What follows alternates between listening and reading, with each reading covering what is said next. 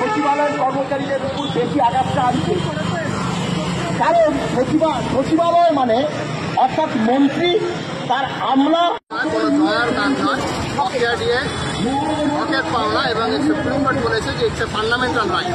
অতএব এটা আমাদেরকে পেতেই হবে এবং যেভাবে স্থায়ী পদে কর্মচারী নিয়োগ না করে অস্থায়ী চুক্তিভিত্তিক কর্মী দিয়ে কাজ করিয়ে নেওয়া হচ্ছে, এটা স্থায়ী পদগুলোকে ক্রমশ অবলুপ্তির দিকে নিয়ে যাওয়া হচ্ছে। আগামী দিনে বেকার যুবক যুবতীদের এবং শিক্ষিত ছেলে মেয়েদের তাদের কোনো সুরাহা থাকবে না। আমরা চাই এর যথার্থ প্রতিকার হোক এবং আমরা এটাও চাই যে সমস্ত রাজ্যে যেখানে বকেয়া দিয়ে ভিটিয়ে দেওয়া হচ্ছে এবং সপ্তম বেতন কমিশন গঠন করা হচ্ছে, এই সপ্তম বেতন কমিশন গঠনের কোনো উচ্চবাচ্চা যদি আমরা দেখতে না পাই তাহলে লড়াইটা আরো তীব্রভাবে হবে। আমি নীলকান্ত ঘোষ, সাধারণ সম্পাদক, সেকেন্ডারি টিচার্স অ্যান্ড এমপ্লয়িজ চলবে না, হকের পাওনা দিয়ে দিচ্ছে না কেন? জবাব দাও। 4% বকেয়া নয়, অবিলম্বে বকেয়া 39% দিতে হবে। 4% ভিক্ষার দাম না, অবিলম্বে 39% বকেয়া দিয়ে দিতে হবে।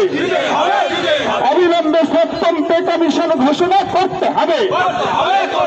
এই দাবিতে আন্দোলন চলছে। পশ্চিমবঙ্গের সরকারি কর্মচারী, ডাক্তার, নার্স, শিক্ষকরা রাজপথে। রাজ্য সরকার হায় হায়, রাজ্য সরকার হায় হায়, অবিলম্বে বকেয়া দিয়ে দিতে হবে। অবিলম্বে 39% বকেয়া দিয়ে দিতে হবে। অবিলম্বে সপ্তম পে কমিশন ঘোষণা করতে হবে। সমস্ত শূন্য পদে নিয়োগ করছে না কেন রাজ্য সরকার? জবাব দাও।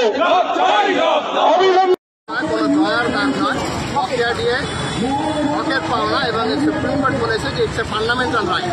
অতএব এটা আমাদেরকে পেতেই হবে এবং যেভাবে স্থায়ী পদে কর্মচারী নিয়োগ না করে অস্থায়ী চুক্তিভিত্তিক কর্মী দিয়ে কাজ করিয়ে নেওয়া হচ্ছে, এটা স্থায়ী পদগুলোকে ক্রমশ অবলুপ্তির দিকে নিয়ে যাওয়া হচ্ছে। আগামী দিনে বেকার যুবক যুবতীদের এবং শিক্ষিত ছেলে মেয়েদের তাদের কোনো সুরাহা থাকবে না। আমরা চাই এর যথার্থ প্রতিকার হোক এবং আমরা এটাও চাই যে সমস্ত রাজ্যে যেখানে বকেয়া দিয়ে ভিটিয়ে দেওয়া হচ্ছে এবং সপ্তম বেতন কমিশন গঠন করা হচ্ছে, এই সপ্তম বেতন কমিশন গঠনের কোনো উচ্চবাচ্চা যদি আমরা দেখতে না পাই তাহলে লড়াইটা আরো তীব্রভাবে হবে।